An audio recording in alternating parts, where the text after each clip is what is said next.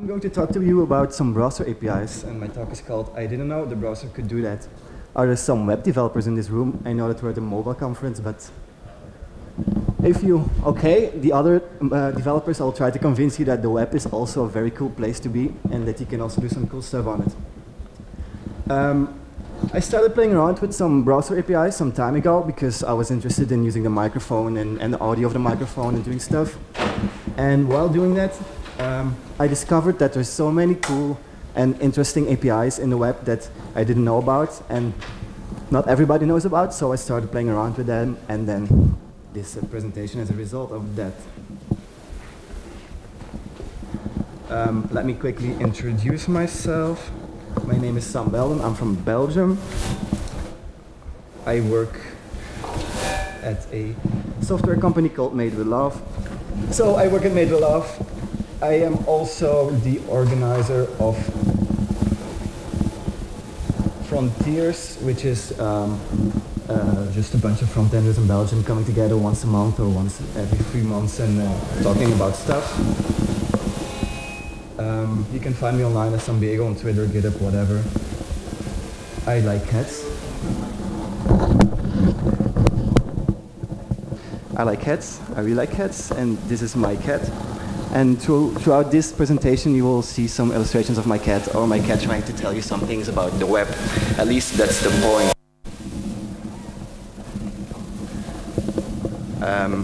The first API I want to be talking about is the speech API. How many of you know that the web has something called the speech API? That the web is capable of talking to you, talking to the users? A few, that's already good. There's also a few who don't know about this. So, I don't know if you heard it, but my browser... You can even choose my voice. Since I'm a female cat, I'll be talking in a female voice. Meow. No, I could let my cat do all the talking today, but I'll just take over from here. So as you could hear, the browser was just talking to you guys. I didn't really do a lot of fancy stuff for this because there's a speech API, and I will try to explain you how this works today.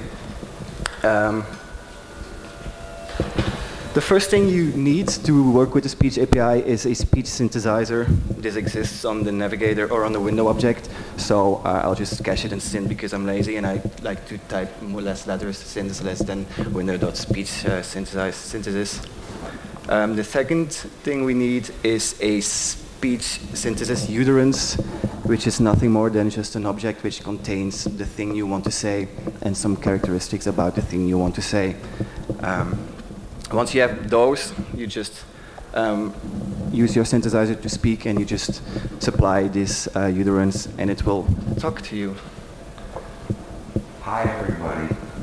Simple as this. But you might have heard that this was a low male voice, while my cat in the previous example was a higher female voice.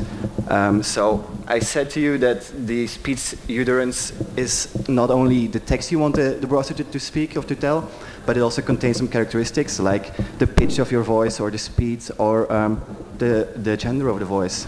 So you can change this. Every browser has a set of voices. I liked Fiona for my example, so I chose that one. Cats are lazy, so they talk a bit slower, so I decrease the rate. And cats are small animals, so they have a higher voice, so I increase the pitch. And that's how you can totally change the voice of your browser. No, this is better, don't you think? I think so. So let's recap. What do you have to do to make your browser talk? You just use the synthesizer, which is available on the window object. You create a new speech synthesis utterance, and then you choose a voice and set some parameters you would like for the characteristics of your voice. And then you just say syn.speak. That's basically everything. It's not that difficult. I would have imagined that letting your browser talk would have been a bit more difficult, but it's really well thought. So yeah, first example gone. On to the second one. Speech recognition API. Again, how many of you know that the browser can also recognize you talking to it? 2, 3, okay. A late fourth one, still good. So yeah, a browser, actually Chrome, all the other browsers are still not doing, are still working on it or considering it, but Chrome can do some speech recognition. If I press this button, hopefully it will understand what I'm going to say. So let's try it out. Hi, everybody. As you can see, it's detected that I said hi, everybody. So yeah, that's pretty cool. Your browser can just listen to it, to you, and you can just give commands to your browser and do some things based on voice input. This not only allows you to make, for example, assistants or stuff, but can also make your website more accessible, because not everybody is as capable as us to use a keyboard. So you could let them control your web app or your mobile web app with voice commands, which is pretty neat. There's an important thing you need to know if you want to use this API. It does not completely work in the browser. So you need internet, because the things you say will be sent to a Google server. Magic happens on that Google server. It will send you back some results, and it will also send you back a level of confidence that it's understood what you said. So if you are talking with an accent, or you're talking very fast, it might not be as confident in understanding what you say than when you talk with a perfect native English accent, which I also do not. But as you saw, it's really detected that I said hi, everybody. So that's nice. So the first thing you need is a speech recognition instance. You create it like this, new speech recognition. It also lives on your window object. Once you have that, you can set some parameters like the language you want to be recognizing. You have a few languages which work pretty well. Of course, English, French, I think Spanish. If you want to try Dutch, my language, or Polish, I'm afraid we'll still have to wait until Google decides that we're important enough to really put it in. But for English, for example, it works quite well. You can choose if you want intermediate results, like you want constant results until it really is certain that it understood what you said, and then you can add some event handlers, so what happens, or what it should do when you have a result back, or what it should do when you get an error. Let me quickly scroll. Yeah, there's nothing left to see. And that's basically everything you need to do to just make your browser recognize the things you say. That's not that difficult, I guess. I really like it that the browsers make it as easy as possible for us to do some interesting things which were not possible before, but are getting into the browser slow in the future, or at this moment, actually. So yeah, on to the next example, the Geolocation API. I think this is a bit more common, because you all know these annoying news websites who are asking, can I know where you are? And then you go to some totally irrelevant site and it still asks, can I know where you are? Because everybody wants to implement it these days. But it does have some useful implementations. Like, I will tell you a few later, but as you can see, we're in Whoosh. Did I pronounce that more or less correct? Whoosh. So my browser just found out where I am. And more exactly, we are more or less at the blue arrow. We might be a building next to it, but we should be. We're not there? Blame Google. So let's talk about how you can do this. There's this geolocation.getCurrentPosition method you can use, which will just first of all ask the user, can I get your location? If it denies, the story stops there, because then you cannot get the location. But when the user says, fine, you can get my location, it will return some coordinates. Now, I don't know about you guys, but I don't really know what coordinates mean. So you still need something like the Google Maps API to convert these coordinates to a location, like Whoosh earlier, or to show a map which is totally wrong.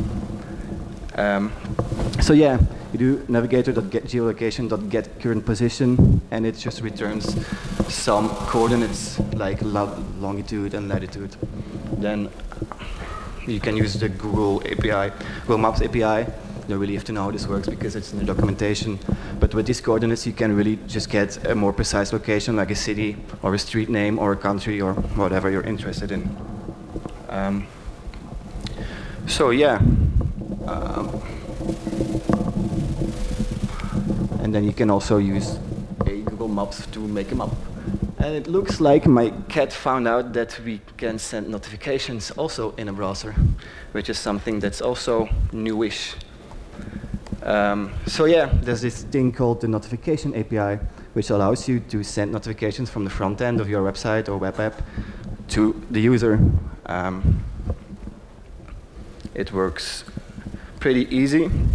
All you have to do is first request permission, because you cannot just start sending notifications to everybody, because that would be annoying. So you ask permission. When the user grants you permission, you can start to create a notification, which you do like this.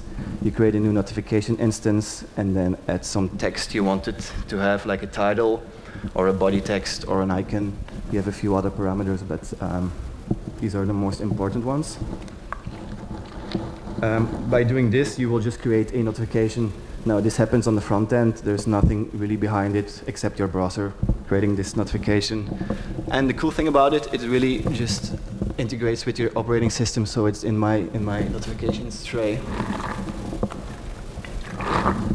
So it looks like a native notification. It is a native notification. So the above code will create a notification like that. You can also add click event handlers to this notification. Like when a user clicks on this notification, you can let your website respond to that, go to a page or do a certain action or whatever you want. That's up to you to decide. You can do this by just adding an on-click event handler to your notification you created earlier, and then do some magic. Now you have notifications, but there's also this thing called push notifications, which are a little bit different as to that regular notifications are sent from the front end, and there's nothing really, there's no server or service behind it telling you, no, you have to send this notification. It's just triggered by an action you do on the front end. Push notifications are sent from a push server to the front end, to the user, so there's a bit of a difference, even though they look exactly the same with internet. Nice. So yeah, this is a notification which was sent by a push server to the front end, to the browser, to the user. But the fact that it comes from a server also has some other cool features, like you can send these to your browser while the window is closed. So I just closed my browser window, and now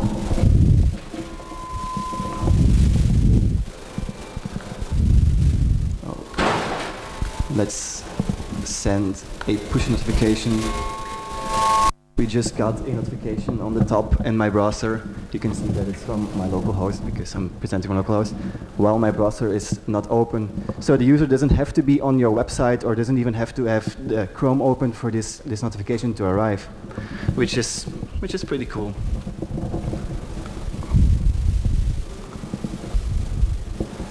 Let's open this back up.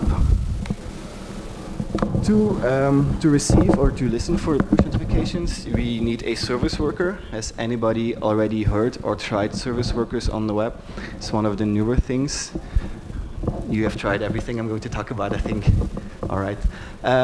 So a service worker is a separate worker which lets you intercept network requests or lets you listen for push notifications or stuff like this. It does not run on your main JavaScript thread, so it's a bit different. And it's usually also, or it's always a separate JavaScript file. The first thing you need to do to use a service worker is register it in your main JavaScript. You do this with navigator.serviceworker.register, and you just give the path to a JavaScript file. Then when it resolves, you get access to a push manager. This is something you will use to subscribe your user or your browser to your push server. Like you say, this guy is this ID. It's basically an ID sent to the server to identify your user, and it will return a subscription. Then when you get this subscription back, you can just listen for push events and then respond to it accordingly, like showing a push message or a notification. You can also just get this title and body text from the push event itself instead of doing it hard-coded like here. But for this example, I just chose to hard-code it. So that's a few more steps you need to do to get the push notifications to work. But it's still quite easy to just receive messages when your user is not on your website or has your window closed. You cannot really fully close the application, it needs to be running, but the window doesn't have to be open. So yeah, it's cool, and you can do this pretty easily. The next one is the Battery Manager API. Is somebody else except that guy already used the Battery Manager? It's a bit creepy that your browser can get access to the status of your battery, but it is possible. As you see, my battery is charging 100%. Here on top, it's the same. Now, when I unplug my power cord, it just advances to the next slide. When I plug it in, you can guess it's going to go to the next slide as well. So I just spent a lot of money on this controller, which I'm not using, while I can just unplug and plug back in my power cord to just advance through my slides. But that's another thing. Your browser can just get your battery information and can listen to changes in this information. Now you might say, why the hell would a browser want to have access to this? You're right, because Firefox and Safari just removed support for this due to privacy concerns. But in Chrome and in Opera and in Edge, it still works. And you can do some useful stuff, like imagine that you're filling in a very long form on the web and your battery is about to die. Wouldn't it be nice that the website said, like, can you please plug in your power source, because otherwise you will lose progress in this long form, for example. So it does have some use cases, and you can use it like this. Again, on the navigator object, there's a get battery method, which will return some information about the battery. And what it is the battery charging or not? What's the level of the battery? Is it 100% or 50 or whatever? And then how long will it take for the battery to charge and discharge? You can then do something with this data. But you can also listen for events, for changes in this data, by just adding some event listeners to your battery object, and then listen for the changes. All right. The next one is the Media Recorder API.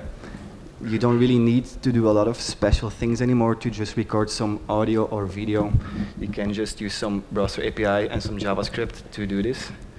So let's try this. Hi, everybody. Hi, everybody. I just recorded a video with sound in my browser with a few lines of JavaScript and the Media Recorder API, which is pretty impressive because you used to have like this massive flash or flex thing to do this in the browser earlier, and now you can just do it very easily. The first thing we need to do to record something is get access to the microphone or to the webcam of the user, depends what you want to do. And you can use getusermedia for this.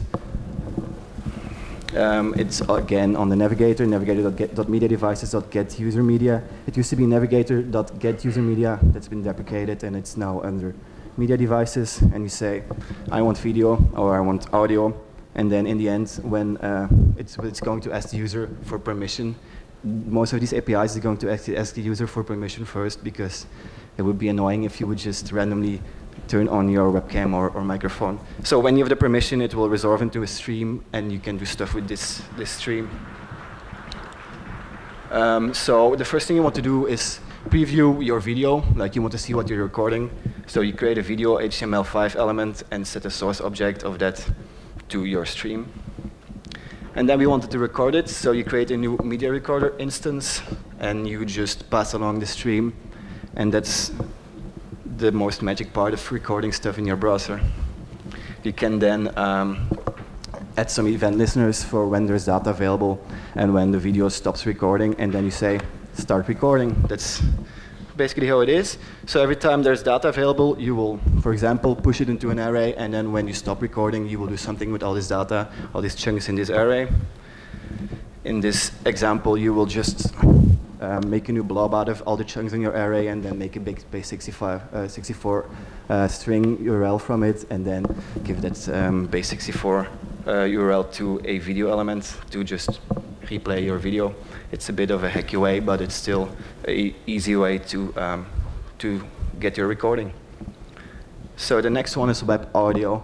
This is one of my favorites. I'm going to very briefly go through this, otherwise I will be talking for hours. But your browser can create some audio. This is not, it's not impressive, but this is not an MP3 file or a WAV file or whatever. This is really just audio created by the browser.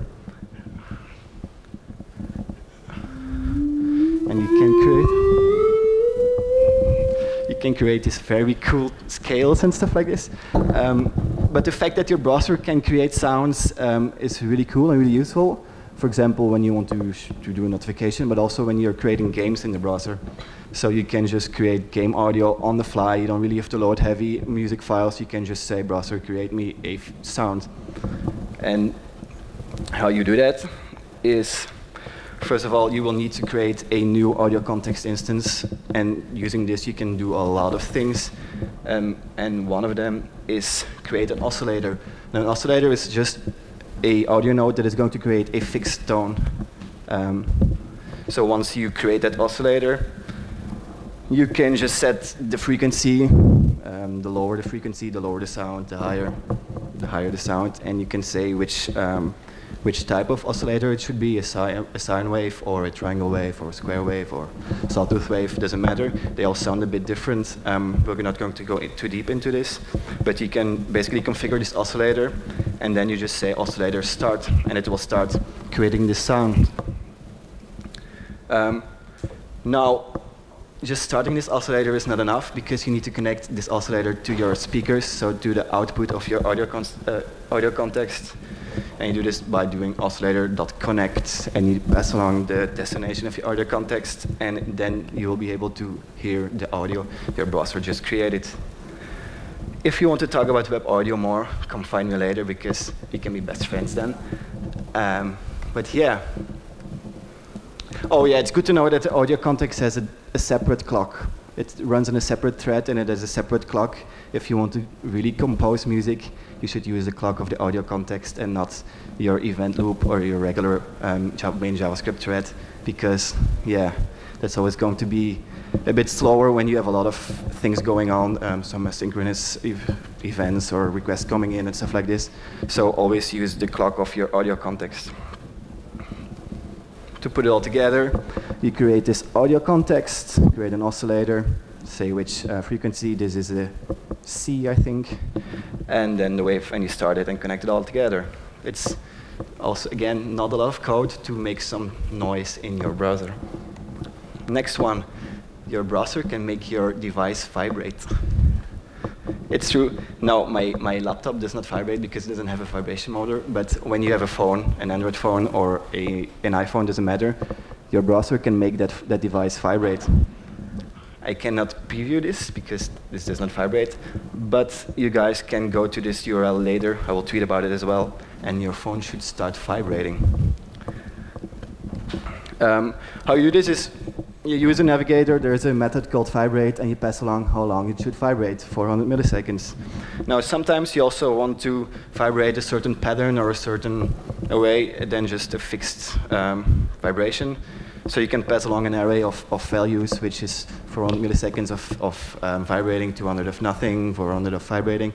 And I guess you can do SOS or whatever you want to do, SMS message, some Morse code as well. So, yeah, your browser can vibrate. The next one I want to talk about is device orientation.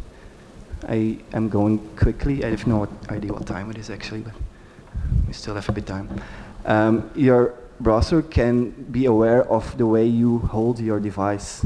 Like if you have a phone, it can know if you hold it upright or flat or stuff like this. I would demo this with this laptop, but modern laptops don't have an accelerometer anymore because we have SSDs and it's a bit useless. But if you would again go to this page on your phone, you would see that the mouse would go towards where you tilt your phone. Now Apple changed something in QuickTime, so I cannot preview my phone, but I have a video of me doing this. So let's try. You must imagine that I'm tilting my phone towards where the mouse is going to go. So you can create some fun games and stuff with this. So yeah, I'm doing this and now this, and then going back and forth with my phone just to move something in the browser.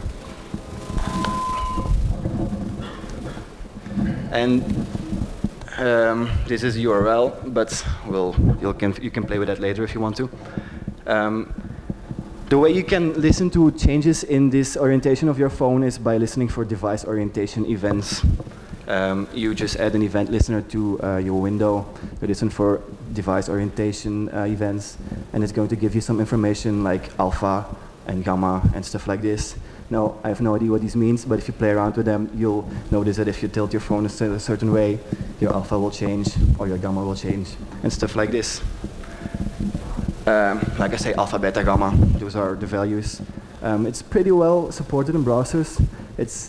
There's a little problem with it though, that not every browser implements it the same way. So you might want to use a library which normalizes this. It's still the web and still browsers are doing their best, but not everything is as consistent as I would hope, or as we would hope. But yeah, the next one is Media Sessions API. Has anybody ever heard of Media Sessions API or knows what a media session is? Basically, when you play an audio file or a video file with the HTML5 elements like audio or video, a mobile browser in Android like Chrome will then put some player in your notifications tray which will allow you to play and pause this, this audio or video. Now, this only works in Android, so I have my presentation here. Now, when I play this, can you see this? You have some information about my website is playing something. This is already cool, and it happens automatically. There's nothing you have to do for this except using an HTML5 audio or video element.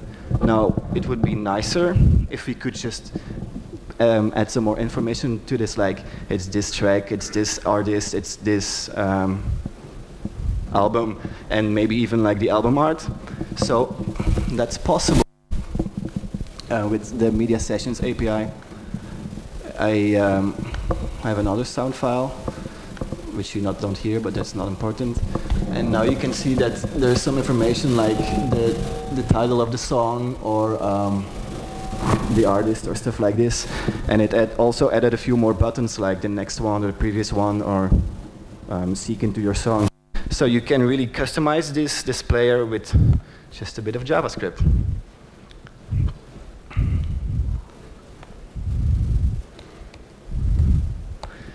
So the way you do this is, from the moment your song starts to play, you just add some metadata to the Media Sessions object in your navigator, and you just say it's this song with this title and this artist, this album, and whatever information you want to supply. And then you can also add some artwork. You can even just add multiple sizes. So depending on your screen, you can have the right size of picture. And that's something which makes like an online web app which plays audio a bit more interesting, because you have, again, the integration with your operating system. It's not just something that's separate on the web. It's one bigger part. And the way you can get these more buttons is just by setting some action handlers and then choosing them. You have pause, you have play, next track, or previous track, and stuff like this. So you can just define them here and then listen to the user clicking on them and then respond to it by doing something, loading the next track, for example. Websites can work offline these days as well. You know that the internet is something online, but we have service workers, like I explained earlier. They can intercept requests, so you can also cache your website offline. I have this presentation open. This is an online version. As you can see, it's on my website. And I'm going to turn my Wi-Fi off. And if I reload, I'm still there. It just cached this whole presentation. Now, if I would go to a page on my website with which it doesn't know, like,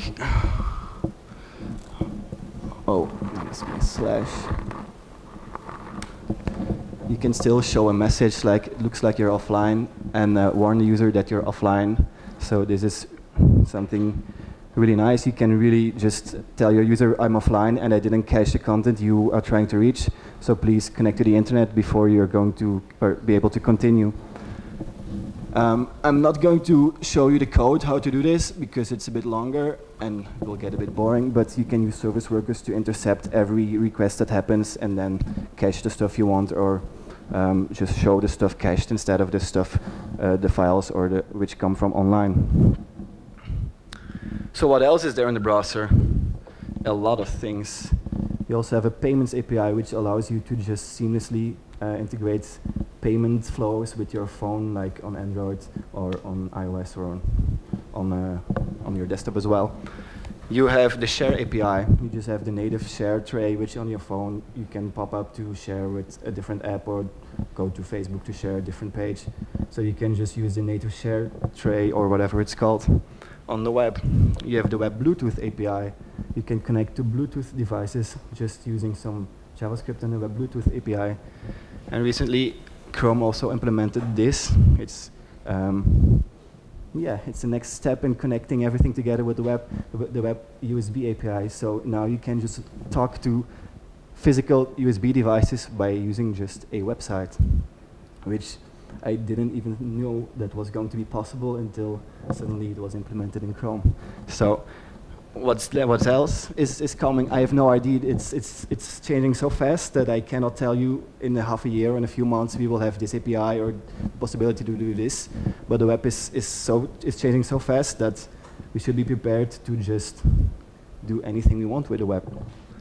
Now let's throw it all together, because we saw a lot of APIs which are cool. But if you throw them together, you can make some interesting results. You all know Siri or the Google Assistant, I'm not sure what the name is, or Alexa from Amazon. They're personal assistants. I have my own, and it's called Poes, which is the name of my cat. And it just means cat in Dutch. These are the tricks I got up my sleeve. So if I ask her to remind me in 1 minute about something, hopefully she's going to do this. I'll remind you in a minute. But you can also just talk to her, where am I? And then hopefully it's going to do something, or it just crashes. It doesn't really matter.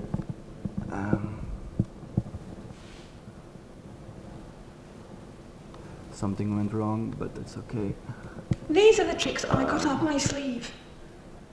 Let's do something fun. Haha. Good thing that the demo earlier worked when I tried to talk to the genius, the person who told me this. Thank you very much.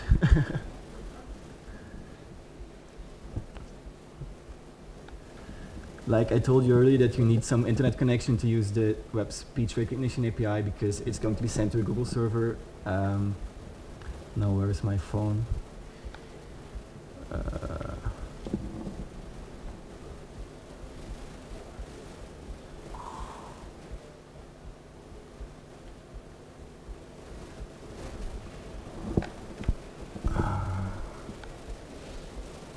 Let's try something where we don't need internet. Let's do something fun. Hey, look, growing your cat as well. You can do stuff like this as well. Everybody loves these Snapchat and whatever filters. You can do it on the web as well, because you have access to a... Let's move out of the way. You have access to the camera, so you can just use this camera, a video stream, and then send it to a canvas, and then do some face detection, and then draw some stuff on top of your face, which is a bit more complicated, but it's totally possible in the web. Do you have internet? Okay, so where am I? And it's going to do the same old trick, finding my location. So by combining all of these APIs, you can really do some fun stuff and create something like a personal assistant, which I'm pretty excited about, because it's easier to make than I expected. It was a nice experiment. That's about it, actually. You can find this presentation at meow.soundmega.be. I will tweet it later as well. Are there any questions? You can win a cup, if that helps. Maybe I have a question regarding this USB API. Is it only connected with determining what files are on the USB share, or you can do anything? Do you know? Did you check? It's not just about a USB drive, it's any USB device. So you can just send some messages back and forth to a USB device. So you can talk to whichever USB device you have, like for instance a printer or something. I don't know why you would want to talk to a printer, but you would be able to do this in theory, yeah. And regarding the example with everything put together, that face detection was also, did you do it by hand, or there's was a library for that? Library, okay. Yes, and I forgot the name. I always forget the name of that library, but there's a very useful library which lets you do some face detection. It also works like if, for instance, if you want to do some face detection on photos to tag people or stuff like this, like on Facebook, it knows how to do this, and it just gives you some coordinates of faces on a canvas or a picture or whatever elements you want. So that's easy as well. Yep. Are there any differences in the API for the mobile devices? And because you show the vibration API, which is obvious that it's for mobile devices. Yeah. But on other things, these APIs are supposed to be consistent in every browser. This means desktop and and mobile devices. So in theory, you should be able to do it. Just write it once and run it everywhere, which is the web. Except this device orientation just gives you some different data in alpha, beta, and gamma, depending on Firefox or Chrome, I believe. So that's why you should have a library which normalizes it. But most of the other APIs are really the same in every browser. Yeah. So no issues with Internet Explorer? Internet Explorer is really, if you want to support any Internet Explorer, just forget about all the cool stuff and write a website and tables. Yeah. No, when I say these work in modern browsers, I mean Edge, Chrome, Firefox, Safari, and Opera. Yeah, I maybe forgot to mention, most of these work fairly well across browsers, modern browsers, except the speech recognition is just in Chrome, and Firefox has implemented behind a flag, but it doesn't work. There's nothing there except the flag. And then Safari is missing a few, but it's catching up. And then the Media Sessions API is still only in Chrome as well. It's an invention of Chrome. So yeah. Did you try it on Linux, or? I have not. I know that it's JavaScript and browser, but still. I have not, but it's supposed to just work since it's Chromium, which is the same across all the platforms like Windows, Mac, and Linux. So it's supposed to just work. Yeah. Let's hope so.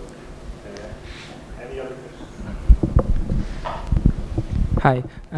Have you thought about some APIs that don't exist yet, but you would want to have them, or you thought that they would be useful? Yeah, the thing is, I've always been happy with everything that's been added to the web. So every time something new comes to the web, I'm like, oh yeah, we have something new to play around with. And I really have never thought about stuff I'm missing, because as a web developer, you used to have constraints. You have a lot of freedom, but then again, you're constrained by the browser. So I've never really thought about that, and it's something I maybe should try, because it's something to think about. Okay. Anybody else? All right.